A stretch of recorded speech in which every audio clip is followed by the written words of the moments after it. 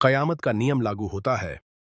पृथ्वी पर हर जीवित आत्मा को नहीं शब्द या नकारात्मक अर्थ रखने वाले किसी किसी भी शब्द का उपयोग करने से मना किया गया है।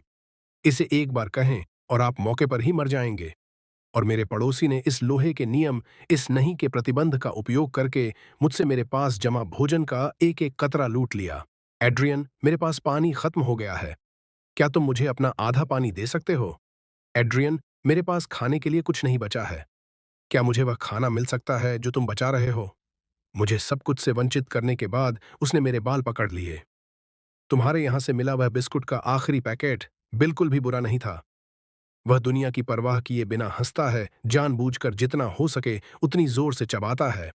मैं उसे गुस्से से जलते हुए और पूरी तरह से असहाय होकर घूरता हूं। अंत में मैं भूख और अपमान से मर जाता हूं।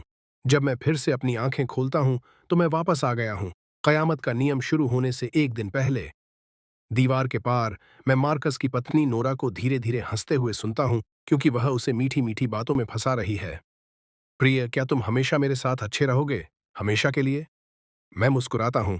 इस बार शिकारी और शिकार अपनी भूमिकाएं बदल रहे हैं। मैं न केवल मार्कस से वह सब कुछ वापस लूंगा जो उसने लिया था, बल्कि दोगुना लूंगा। मैं उसे वह सब कुछ सौंपने पर मजबूर कर दूंगा जो उसे प्यारा है। उसकी पत्नी, उसका बच्चा, उसकी हर एक चीज। एक ऐसी दुनिया में जहां कोई नहीं नहीं कह सकता। हर सवाल एक संभावित तलवार है जो आपको सब कुछ से वंचित करने के लिए काफी तेज है। अपने पिछले जीवन में मैं यह समझने में बहुत धीमा था कि नियम वास्तव में कैसे काम करता है। नहीं का प्रतिबंध उस व्यक्ति को असीमित शक्ति देता हुआ प्रतीत होता है जो प्रश्न पूछता है, लेकिन इसका असली दिल तर्क है। सही प्रश्न तैयार करें और आप अपने प्रतिद्वंद्वी को एक ऐसे विरोधाभास में फंसा देंगे जिससे वे बच नहीं सकते।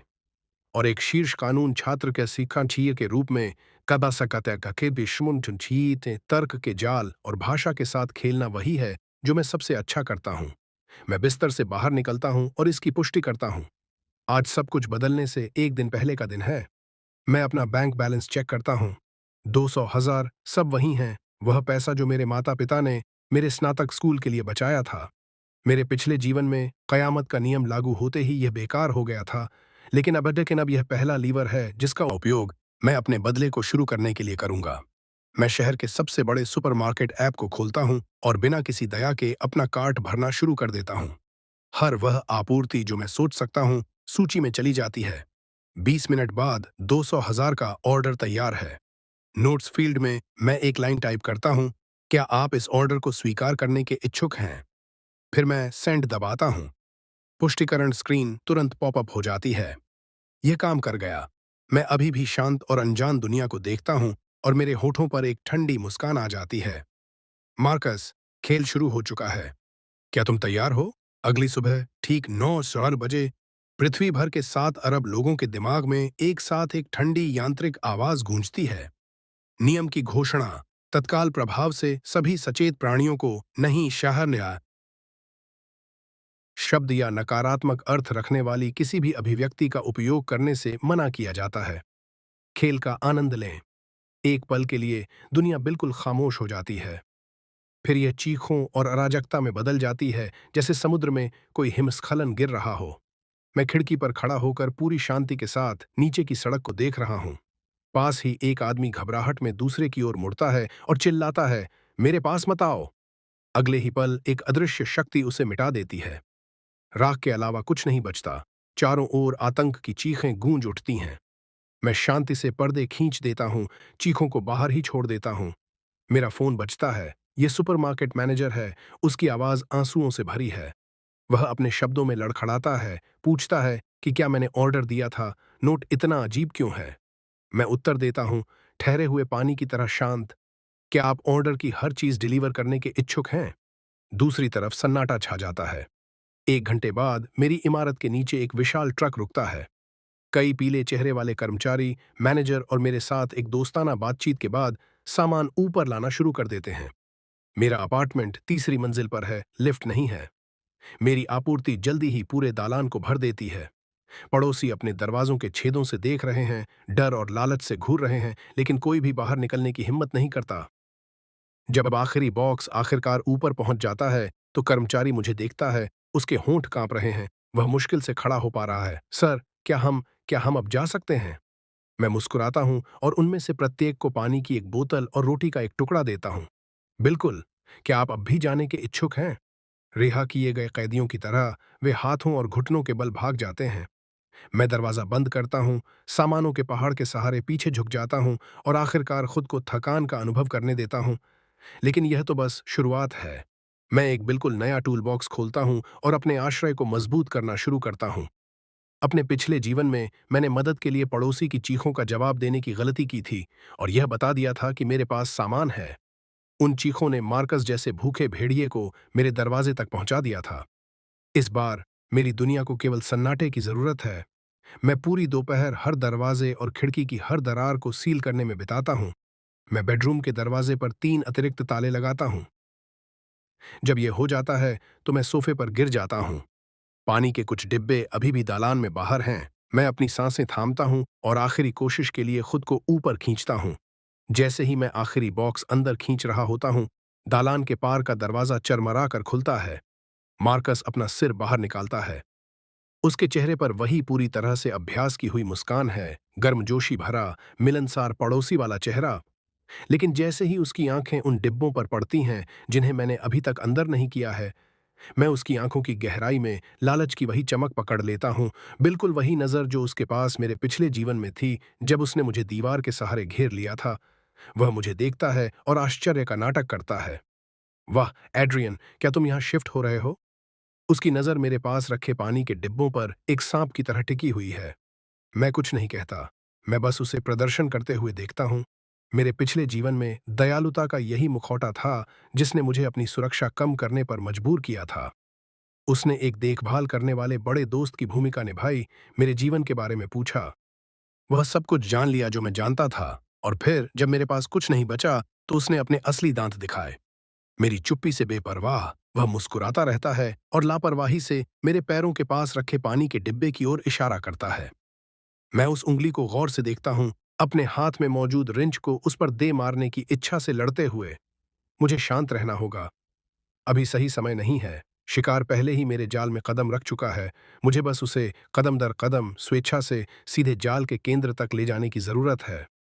वह सोचता है कि वह अभी भी नियंत्रण में है, अभी भी शिकारी है और मैं अभी भी वही असहाय मूर्ख शिकार हूं जिसके साथ वह जो चाहे कर सकता है।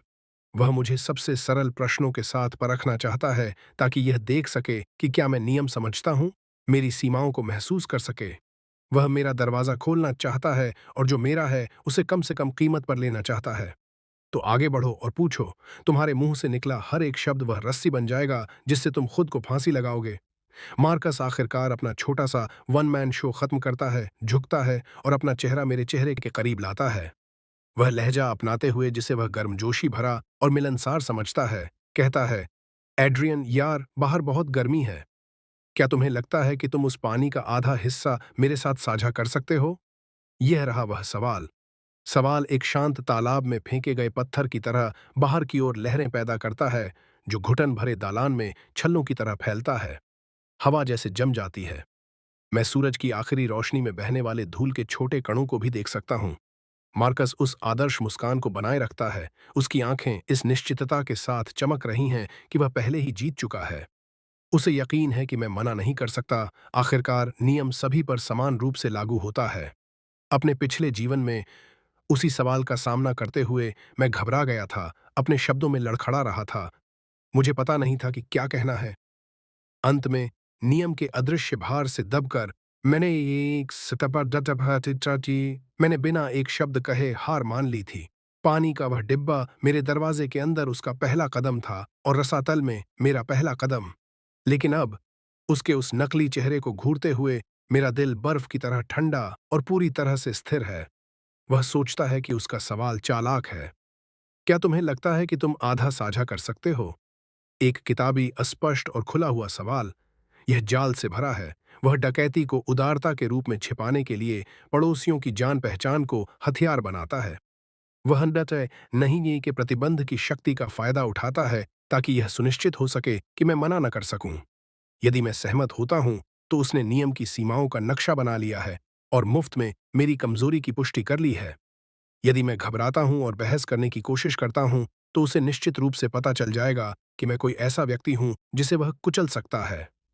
नाटक बंद करो, मार्कस। तुम्हारी वह सस्ती मुस्कान तुम्हारे अलावा किसी और को बेवकूफ नहीं बना रही है।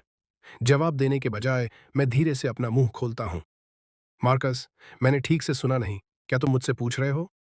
मैं जानबूझकर रुकता हूं, फिर उसने जो अभी कहा उसमें दबे हर अनकहे अर्थ को शब्द दर शब्द स्पष्ट करता हूं। क्या तुम यह पूछ रहे हो कि क्या मैं वह पानी देने के लिए तैयार हूं जिसे खरीदने के लिए मैंने कड़ी मेहनत की, 3 मंजिल ऊपर लाया और बस उसका आधा हिस्सा तुम्हें मुफ्त में दे दूं? क्या तुम्हारा यही मतलब है? दालान में गहरा सन्नाटा छा जाता है। मार्कस के चेहरे के भाव बदल जाते हैं। गर्मजोशी गायब हो जाती है, उसकी जगह तीखे संदेह ने ले ली है। उसने स्पष्ट रूप से इसकी उम्मीद नहीं की थी। उसकी आंखों में मैं हमेशा शांत रहने वाला लड़का था, सच कहूं तो थोड़ा धीमा, और फिर भी यहां मैं इस तरह की चाल चल रहा हूं। मैंने उसके छिपे हुए अर्थ को मेज पर नंगा कर दिया है और अब उसके पास जवाब देने का कोई रास्ता नहीं है। जिस क्षण वह इसे स्वीकार करता है, उसका पूरा अच्छा आदमी वाला नाटक यहीं सार्वजनिक रूप से बिखर जाता है। कयामत के समय में जो कोई भी खुलेआम बिना कुछ किए कुछ पाने की इच्छा स्वीकार करता है, वह तुरंत हर किसी के लिए निशाना बन जाता है। लेकिन वह नहीं भी नहीं कह सकता, क्योंकि इसका मतलब है तत्काल मृत्यु।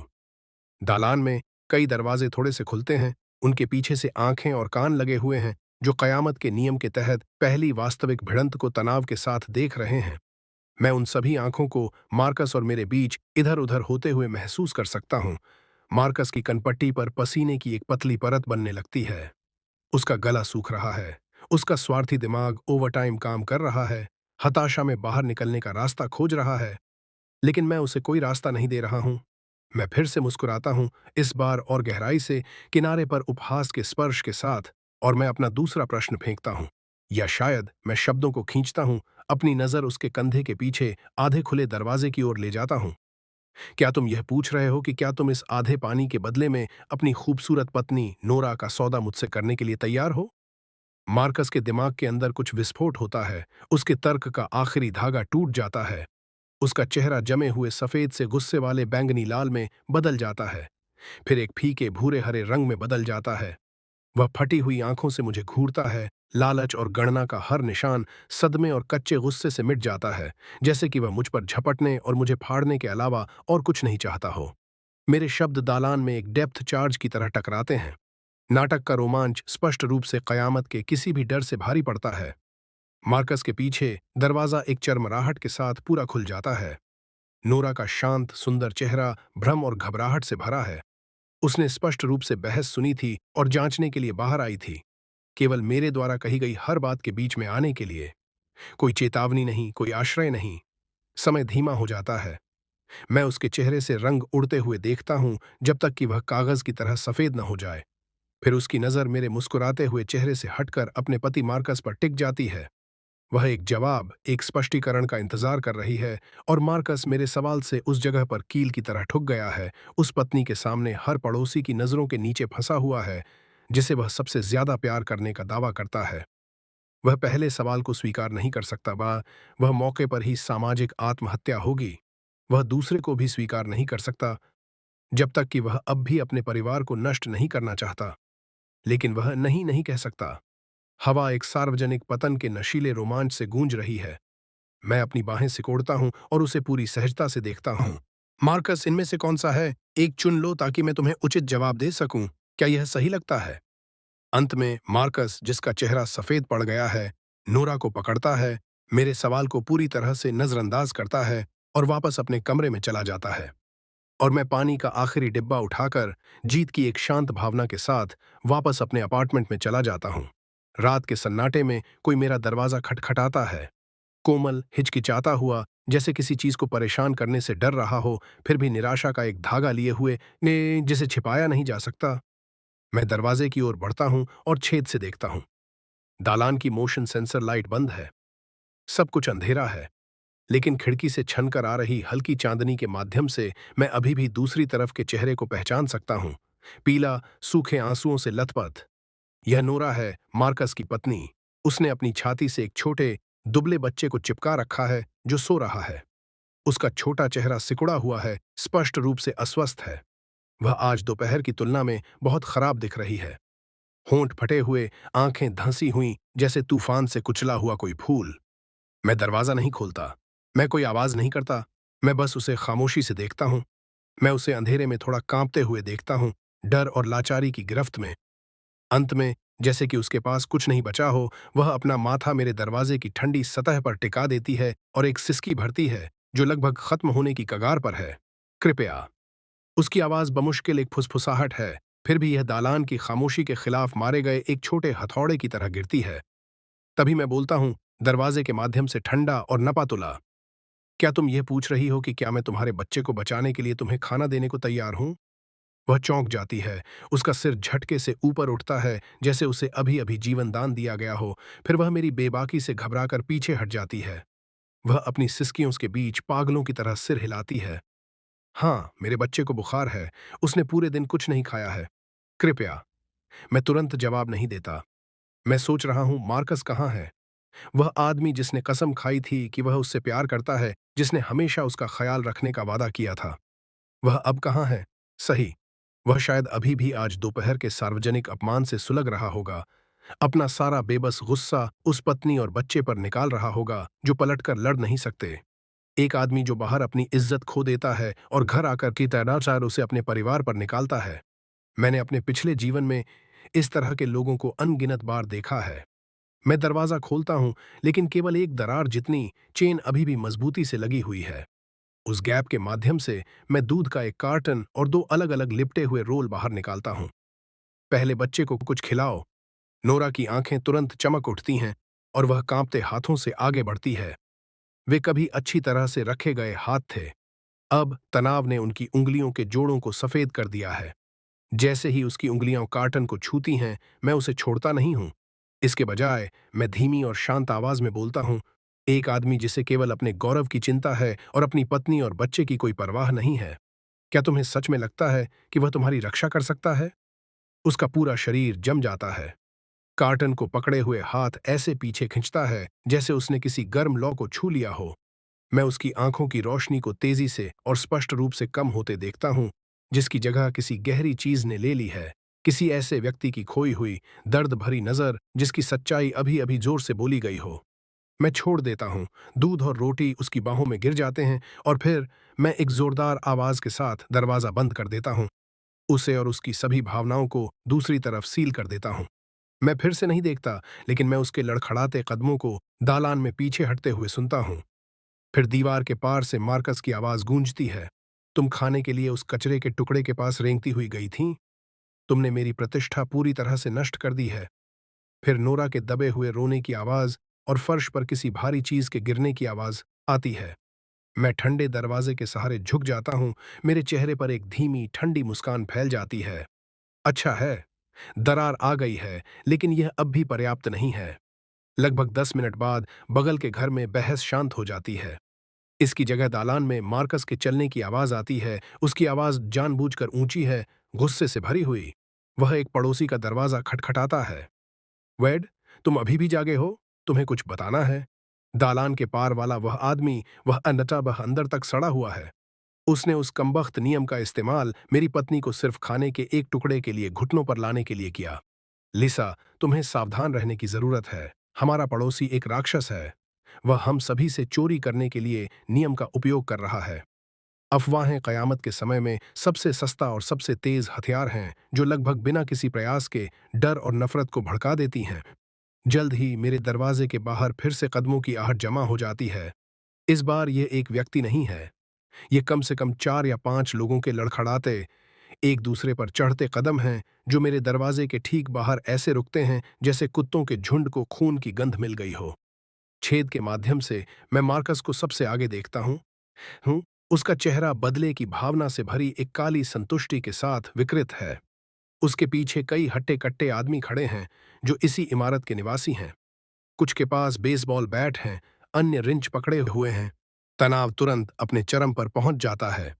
बाहर से भारी उखड़ी हुई सांसें आ रही हैं, जो मुझसे केवल एक पतले सुरक्षा द्वार से अलग हैं। लालची, शातिर इरादा इतना घना है कि ऐसा लगता है जैसे वह जमकर टपक सकता है। एड्रियन, खोलो। मार्कस की आवाज दरवाजे के माध्यम से आती है, जबरन अधिकार के खोल में लिपटा हुआ नियंत्रित उत्साह। उसने स्पष्ट रूप से आज दोपहर से सीखा है। 4 छोटे शब्द, सभी आदेश, सावधानी से हर उस प्रश्न से बचते हुए जो नियम को सक्रिय कर सकता है। मैं दरवाजे के पीछे खड़ा होकर छेद से उस विकृत चेहरे को देख रहा हूं। उसके पीछे वेड एक भारी पाइप रिंच उठाता है और दूसरी तरफ लिसा खाली हाथ, अपनी बाहें सिकोड़े हुए हैं। उनकी आंखें मेरे प्रवेश द्वार में रखे डिब्बों पर टिकी हुई हैं। ये पड़ोसी नहीं हैं, ये गिद्ध हैं जिन्हें खून की गंध मिल गई है। मैं हिलता नहीं हूं, मैं बस देखता हूं। एड्रियन, हम सब यहाँ पड़ोसी हैं। समय बदल गया है, हमें एक दूसरे का ख्याल रखना चाहिए। जब मैं कोई जवाब नहीं देता तो मार्कस अपना लहजा नरम कर लेता है। तुमने एक व्यक्ति की जरूरत से कहीं ज्यादा सामान खरीदा है। थोड़ा सबके साथ साझा करो, हम सब तुम्हारी दयालुता को याद रखेंगे। सही बात है एड्रियन, बस खोलो, हम बस इस पर बात करना चाहते हैं। वेड बीच में बोलता है, जबकि अनजाने में उस पाइप रिंच को अपनी हथेली पर थपथपा रहा है। मेरे होठों पर एक ठंडी मुस्कान आ जाती है। बात करना चाहते हैं? अपने हाथों में हथियारों के साथ। अपने पिछले जीवन में मैंने डर के मारे उनसे तर्क करने की कोशिश की होती या कमजोरी के कारण हार मान ली होती, लेकिन इस जीवन में यह दरवाजा जीवन और मृत्यु के बीच की रेखा है, और यह मेरा मंच भी है। मैं अपना गला साफ करता हूं।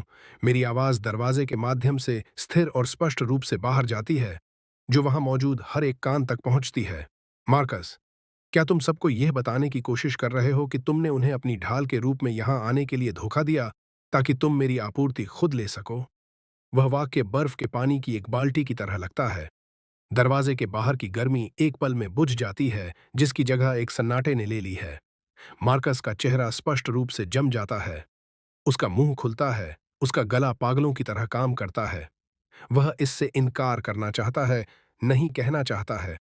कहना चाहता है कि यह सच नहीं है, लेकिन नियम के तहत वे शब्द स्वयं मृत्यु की दरांती हैं। कहो, ऐसा नहीं है, और मौके पर ही मर जाओ। कहो, मैंने नहीं किया, और एक पल में राख बन जाऊं। वह सब कुछ वापस निगल लेता है। उसका चेहरा गहरे, बदसूरत लाल रंग में सूज जाता है। उसकी कनपटी की नसें स्पष्ट रूप से धड़क रही हैं, और उसके पीछे पड़ोसी। उनके भाव एक पल में बदल जाते हैं।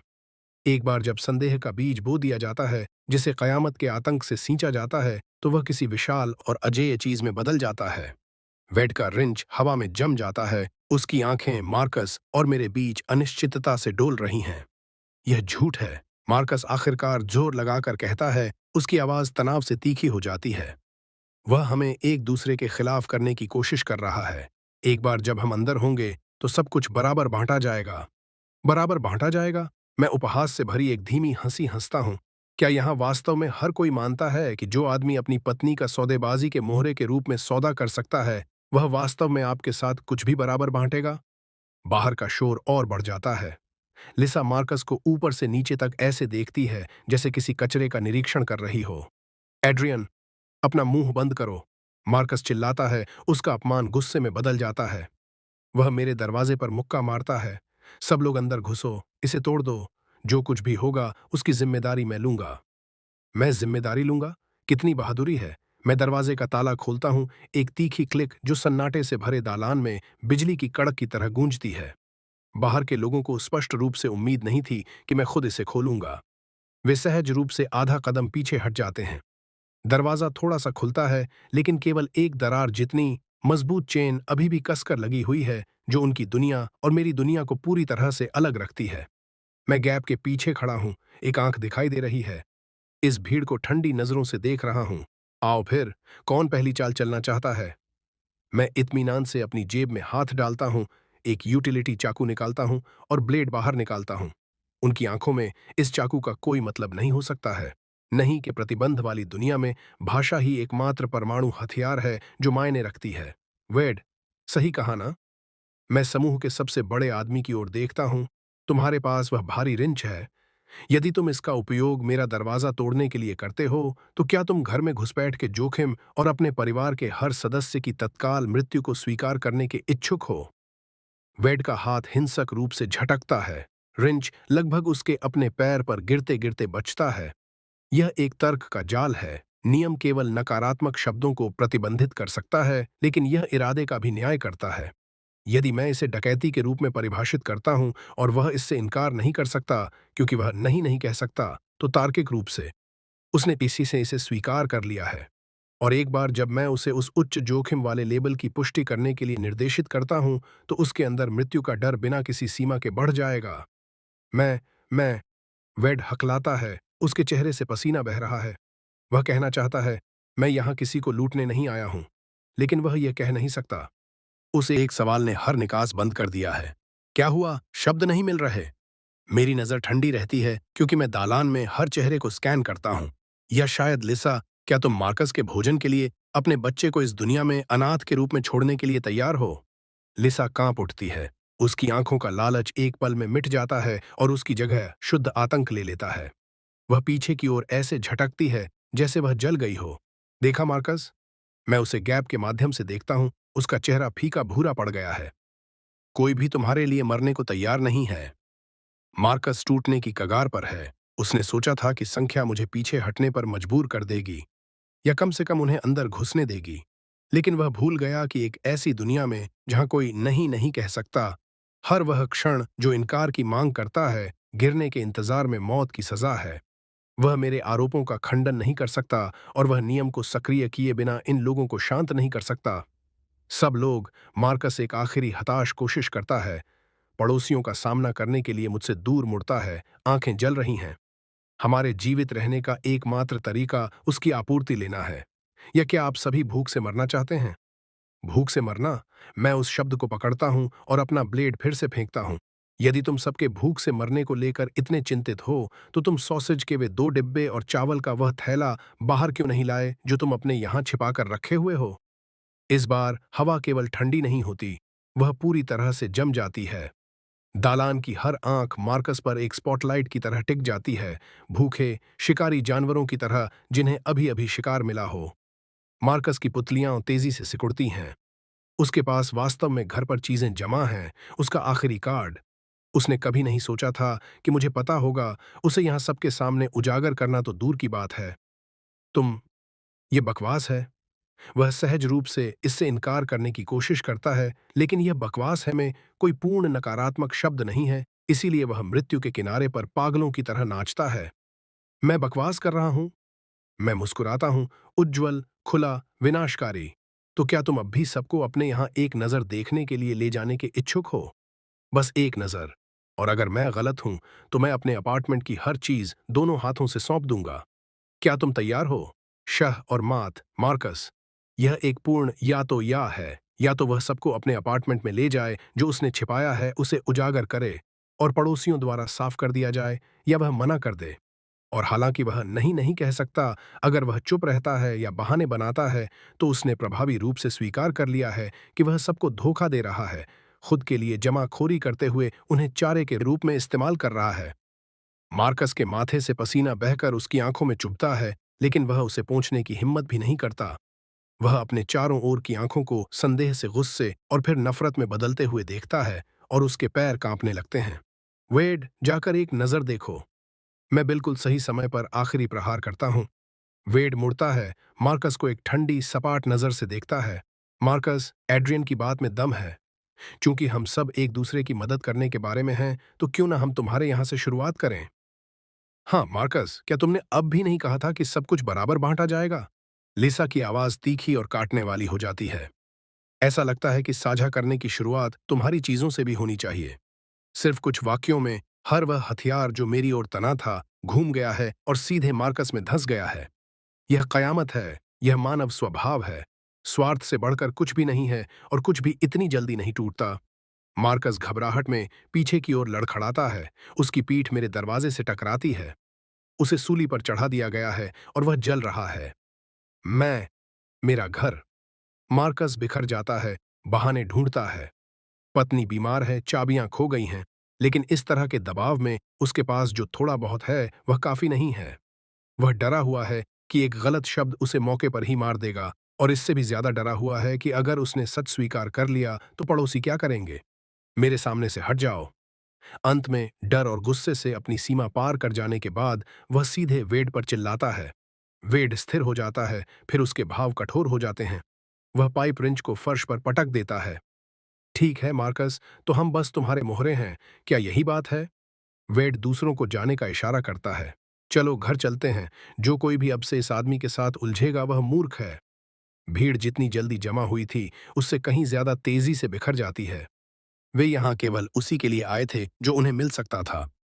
अब जब उन्होंने मार्कस को देख लिया है कि वह क्या है, एक ऐसा आदमी जो बिना कुछ किए सब कुछ पाने की कोशिश कर रहा है, और यह कि वह उन सामानों की जमाखोरी कर रहा था जिन्हें उसने साझा करने से मना कर दिया था, तो नाराजगी उससे कहीं ज्यादा तेज जलती है जितनी कि वे खाली हाथ जाने पर होती। दालान जल्दी खाली हो जाता है, जब तक कि केवल मार्कस नहीं बचता। मेरे दरवाजे के सहारे ऐसे झुक जाता है जैसे उसकी रीढ़ की हर हड्डी निकाल ली गई हो। गैप के माध्यम से मैं धीरे से बोलता हूँ, मार्कस, खेल अभी शुरू हुआ है। ऐसा लगता है कि तुम्हारे सभी सहयोगी चले गए हैं। मार्कस घूमता है, मेरे दरवाजे के गैप पर अपनी नजरें टिकाता है। उसकी आंखों की लाल नसें फटने के लिए तैयार दिख रही हैं। अभी वह बिल्कुल एक पागल कुत्ते की तरह दिख रहा है, काटने के लिए बेताब, लेकिन जिसके हर दांत टूटे हुए हों। क्या तुम अब घर जाने के इच्छुक हो? मैं फिर से पूछता हूँ, मेरी आवाज एक पुराने दोस्त की तरह गर्म और कोमल है। या तुम यहाँ रुककर मेरे अगले सवाल का इंतजार करना चाहोगे? तुम्हारी उस खूबसूरत पत्नी के बारे में कुछ और विवरण जैसा कुछ। पत्नी शब्द मार्कस को ऐसे लगता है जैसे किसी बिल्ली की पूंछ पर पैर पड़ गया हो। आज दोपहर का अपमान और आज रात की हार एक साथ मिलकर उसके तर्क के आखिरी हिस्से को भी छीन लेती है, लेकिन वह मुझे छूने की हिम्मत नहीं करता। वह उस सारे गुस्से को निगल लेता है और मेरे दरवाजे पर एक जोरदार लात मारता है, अपनी खुद की दरवाजे की ओर भागने से पहले बेबस गुस्से की दहाड़ मारता है। दरवाजा इतनी जोर से बंद होता है कि पूरी इमारत हिलती हुई प्रतीत होती है। मैं इत्मीनान से अपना दरवाजा बंद करता हूँ। दुनिया शांत हो जाती है, लेकिन मुझे पता है कि यह तूफान से पहले की शांति है। मार्कस जैसा आदमी जो स्वार्थ से भरा हुआ है और अपनी छवि को लेकर जुनूनी है, अभी सार्वजनिक रूप से टूट चुका है। उसकी हर योजना विफल हो गई है और उसने पूरी इमारत के सामने सामाजिक आत्महत्या कर ली है। उसके उस जहरीले गुस्से के पास जाने के लिए कोई जगह नहीं है, न मेरी ओर न पड़ोसियों की ओर। इसीलिए उस बंद अपार्टमेंट की सीमाओं के भीतर उसे सोखने के लिए बचा एकमात्र व्यक्ति वह है जिसे वह अपनी निजी संपत्ति मानता है, नोरा। मैं दीवार के पास जाता हूं और सुनता हूं। इसमें ज्यादा समय नहीं लगता। दूसरी तरफ कुछ टूटता है, एक आदमी की पागलों जैसी गालियां और एक महिला का टूटा हुआ हताश रोना। तुम बेकार गद्दार! मार्कस की आवाज बिना अडना अपनी धार खोए दो दीवारों को चीर देती है। क्या तुमने उसे बताया था कि हमारे पास खाना है? क्या वह तुम थीं? एक जोरदार तड़ाक, थप्पड़ की आवाज और नोरा के दर्द की चीख सीधे पार आती है। मैं सोफे पर धंस जाता हूं और अपनी आंखें बंद कर लेता हूं। सेकंड एक के बाद एक बीतते जाते हैं। बाहर आसमान पूरी तरह काला हो जाता है। बगल के घर में हिंसा की आवाजें काफी देर तक चलती रहती हैं और आखिरकार रात के सन्नाटे में फीकी पड़ जाती हैं। मुझे पता है कि वह पल आने वाला है। मार्कस ने अपने हाथों से जो दरवाजा बंद किया था, वह बहुत जल्द फिर से खुलेगा। मैं अंधेरे में बैठता हूं और खामोशी से अपने दरवाजे को देखता हूं। निश्चित रूप से लगभग आधे घंटे बाद बाहर सबसे धीमी आहट आती है। उसके बाद एक दस्तक जो इतनी कोमल है कि लगभग कुछ भी नहीं है। लो, आ गया। मैं उठता हूं, दरवाजे की ओर जाता हूं और छेद से देखता हूं। दालान की खिड़की से छन कर आ रही हल्की चांदनी में मुझे आंसुओं के निशानों और चोटों से भरा एक चेहरा दिखाई देता है। यह नोरा है, जिसने अपने बेटे नन्हे बेन को अपनी छाती से लगा रखा है। वह बस वहां खामोशी से खड़ी है। मुझे पता है कि वह क्या कर रही है। वह इस बात पर दांव लगा रही है कि क्या मैं दरवाजा खोलूंगा। बेशक मैं खोलूंगा। दयालुता के कारण नहीं, बल्कि इसलिए कि वह आखिरी टुकड़ा है जिसकी मुझे मार्कस को पूरी तरह से तोड़ने के लिए जरूरत है। नोरा को अपने यहां लेना उसे किसी भी चीज की तुलना में कहीं ज्यादा गहराई तक चोट पहुंचाएगा। मैं तुरंत हैंडल नहीं घुमाता। इसके बजाय मैं दरवाजे की ठंडी सतह के करीब झुकता हूं और इतनी धीमी आवाज में बोलता हूं जो केवल हम दोनों के लिए हो। नोरा, मेरे दरवाजे पर इस तरह खड़ी होकर क्या कुछ ऐसा है जो तुम मुझसे पूछना चाहती हो? बाहर की आकृति जोर से कांपती है। उसकी कांपती हुई आवाज अंधेरे में आती है। मैं सिसकियों में टूटने से पहले सिर्फ एक शब्द। मैं धैर्यपूर्वक इंतजार करता हूं, एक शिकारी जो अपने शिकार को कोमल हाथों से आगे बढ़ा रहा है। क्या तुम यह पूछ रही हो कि क्या मैं तुम्हें और तुम्हारे बच्चे को कुछ खाना देने के लिए तैयार हूं? मैं उसके लिए यह कहता हूं। वह एक पल के लिए शांत रहती है, फिर एक हल्की लेकिन स्पष्ट आवाज आती है। हाँ। यह क्या यह है? मैं थोड़ा बदलता हूं। मेरी आवाज में ठंडी जांच का एक धागा प्रवेश करता है। क्या तुम ये पूछ रही हो कि क्या मैं तुम्हें और तुम्हारे बच्चे को अपने यहां लेने और रहने के लिए एक सुरक्षित जगह देने के लिए तैयार हूं? ये सवाल पिछले वाले से कहीं ज्यादा भारी है। भोजन स्वीकार करना सिर्फ एक लेन देन है, लेकिन आश्रय स्वीकार करने का मतलब है पूर्ण विश्वासघात और आत्मसमर्पण। बाहर का सन्नाटा पूरे आधे मिनट तक खिंचता है। मैं उसके अंदर चल रहे युद्ध की कल्पना कर सकता हूँ। अंत में, जैसे कि अपनी आखिरी बची हुई ताकत बटोरते हुए, उसकी आवाज वापस आती है, फटी हुई लेकिन स्थिर। हाँ। अच्छा। मैं धीरे से अपना हाथ ताले पर रखता हूँ और दरवाजा थोड़ा सा खोलता हूँ। नोरा की हालत भयावह है। उसके बाल उसके चेहरे पर उलझे हुए चिपके हुए हैं। उसके मुंह का कोना फटा हुआ है और उससे खून रिस रहा है। उसके बाएं गाल पर 5 उंगलियों का गहरा निशान उभर रहा है, जो पहले से ही बैंगनी पड़ रहा है। नोरा, तो तुम वास्तव में जो पूछ रही हो वह यह है कि क्या तुम भोजन और तुम्हारे बच्चे के लिए पूर्ण सुरक्षा के बदले में मेरी सुरक्षा स्वीकार करने और घर के दैनिक कार्यों को संभालने के लिए तैयार हो? क्या यह सही है? मैं सुरक्षा और घर के कार्यों को संभालने पर जोर देता हूं। यह दान नहीं है।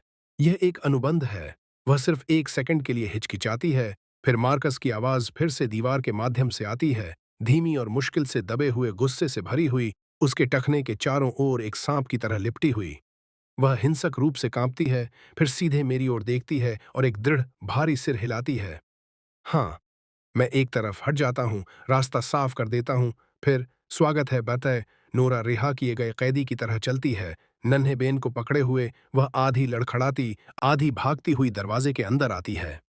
मैं दरवाजा बंद करता हूँ, ताला लगाता हूँ और मार्कस की दुनिया को पूरी तरह से बाहर कर देता हूँ। मार्कस एक घायल जानवर की तरह दहाड़ता है। उसके बाद पागलों की तरह दरवाजा पीटने की आवाज आती है। नोरा, तुम गद्दार, अभी हट, अभी बाहर निकलो। नोरा जड़ हो जाती है। उसके चेहरे से सारा रंग उड़ जाता है और वह नन्हे बेन को कसकर पकड़ लेती है, हवा में पत्ते की तरह कांपती हुई। मैं पास जाता हूं और धीरे से उसके कंधे पर हाथ रखता हूं। डरो मत, तुम यहां सुरक्षित हो। मैं इसे स्पष्ट रूप से कहता हूं, इस क्षण से तुम और तुम्हारा बच्चा सुरक्षित हो। वह मेरी ओर देखती है, उसके पूरे चेहरे पर अविश्वास लिखा है। मैं सोफे की ओर इशारा करता हूं। पहले यहां जम जाओ, तुम्हारा काम आधिकारिक तौर पर कल से शुरू होगा। बाहर मार्कस की दहाड़ और दरवाजे पर पीटने की आवाज जारी रहती है, जैसे एक उग्र, बेबस विलाप, जबकि मेरे अपार्टमेंट के भीतर केवल शांति है। एक नया दिन बगल के घर में मार्कस की गालियों की आवाज के साथ शुरू होता है। गालियां टूटे हुए अंतराल में आती हैं। कोई रचनात्मकता नहीं, बस वही पुरानी घिसी-पिटी गंदगी। मैं इसे अनसुना कर देता हूं। मैं फ्रिज से दूध और टोस्ट निकालता हूं और इत्मीनान से नाश्ता तैयार करता हूं। नोरा और नन्हा बेन सोफे पर बैठे हैं, एक बड़ा, एक छोटा, दोनों स्पष्ट रूप से तनावग्रस्त और अनिश्चित। मैं उसके सामने एक प्लेट खिसकाता हूं। खा लो, एक बार जब तुम खा लोगी तो तुम्हारा काम शुरू हो जाएगा। नोरा इसे चौंक कर अविश्वास के साथ लेती है, नन्हे बेन को सावधानी से एक एक निवाला खिलाती है, खुद बमुश्किल कुछ छूती है। मैं उसकी परवाह नहीं करता, अपना हिस्सा खत्म करता हूं और अपना मुंह पोंछता हूं। स्टोर रूम से मैं एक वॉकी टॉकी और एक हाथ से लिखा हुआ नोट निकालता हूं और उसे थमाता हूं। इन्हें लो, जाकर 308 का दरवाजा खटखटाओ। नोट पर लिखा है, आंटी में, क्या आप अपने अपार्टमेंट की सभी सिगरेट और शराब को 3 लीटर साफ पानी और इंस्टेंट नूडल्स के 2 पैकेट के बदले व्यापार करने के इच्छुक हैं? मैं। वह मेरी ओर देखती है, आंखें डर से भरी हैं।